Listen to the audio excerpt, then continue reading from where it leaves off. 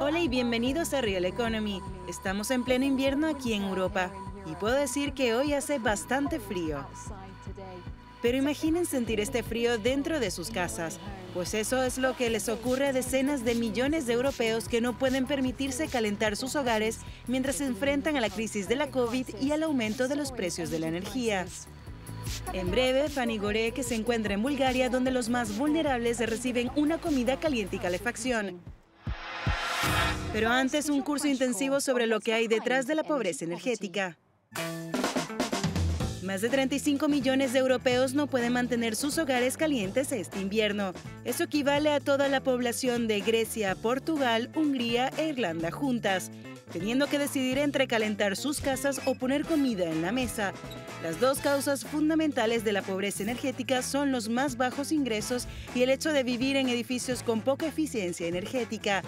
El aumento de los precios de los combustibles en Europa en los últimos meses y la pandemia han agudizado la lucha, haciendo aún más difícil el pago de las facturas. El derecho a acceder a servicios esenciales como la energía está consagrado en el Pilar Europeo de Derechos Sociales, una guía para reforzar los derechos sociales en la región. La UE ha señalado las medidas que sugiere a los países para mantener bajos los precios de los carburantes, entre ellas las ayudas de emergencia a los ingresos y las reducciones fiscales. En Francia, el número de personas que acuden a los bancos de alimentos como ese en París se han disparado en más de un 30% desde el inicio de la pandemia. En toda Europa, la gente tiene dificultades para pagar los alimentos y las crecientes facturas de energía. En Bulgaria, más de una cuarta parte de la población no puede permitirse calentar su casa. Es el nivel más alto de Europa, seguido por Lituania y Chipre. Fanny Gore se dirigió a Bulgaria, donde el Fondo Europeo de Ayuda a los Más Necesitados asiste a las personas más vulnerables. En invierno en Bulgaria las temperaturas descienden regularmente por debajo de los 0 grados, así que la calefacción del hogar es una gran preocupación, especialmente para los más vulnerables, que a menudo no pueden permitirse el lujo de mantenerse calientes. Edificios mal aislados, bajos ingresos y el aumento de los precios de la energía son las principales causas de esta precaria situación. En Colcherinovo, un pueblo pequeño de montaña en el oeste de Bulgaria, vive Nicola, de 71 años.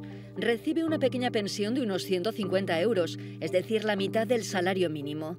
Nicola percibe un subsidio energético pagado por el gobierno y con ese dinero pudo comprar leña para la estufa.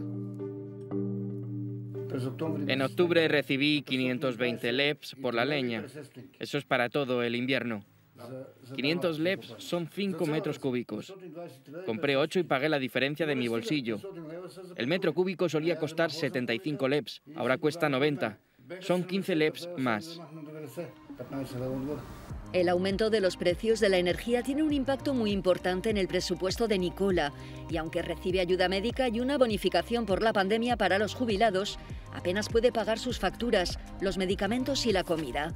Así que Nicola recibe una ración de comida todos los días gracias al programa Un Almuerzo Caliente para el Alma, financiado por el FED, el Fondo de Ayuda Europea a los Más Necesitados.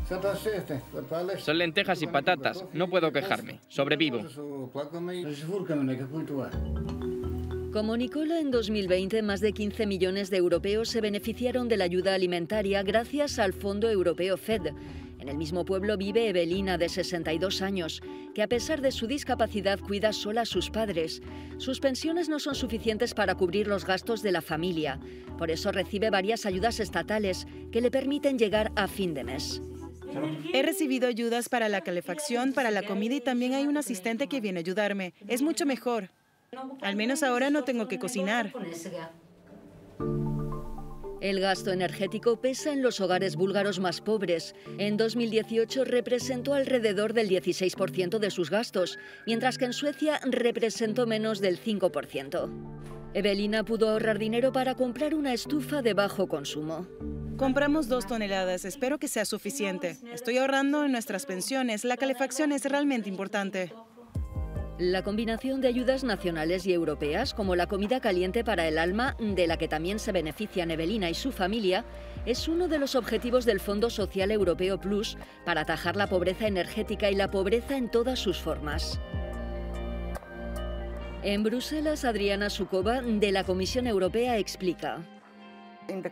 Resultó muy importante para los necesitados que la ayuda alimentaria y material básica proporcionada a través del programa FED también se acompañara bien de políticas nacionales y medidas nacionales, reduciendo la carga a los ingresos personales de los necesitados para mantener sus casas calientes o comprar los medicamentos que los ancianos necesitan y mantener una vida equilibrada y razonable. Voy a hablar con Tomás Pellerán-Carlán, director del Centro de Energía Jacques Delors, para conocer su opinión sobre la crisis energética en Europa. ¿Cómo podemos estar en una situación en Europa en la que millones de personas no pueden permitirse calentar sus casas? Es básico, ¿no? Por supuesto, y esto es el resultado de las elecciones que hemos hecho en el pasado, que son elecciones para construir un sistema ineficiente que se basa en el uso de combustibles fósiles.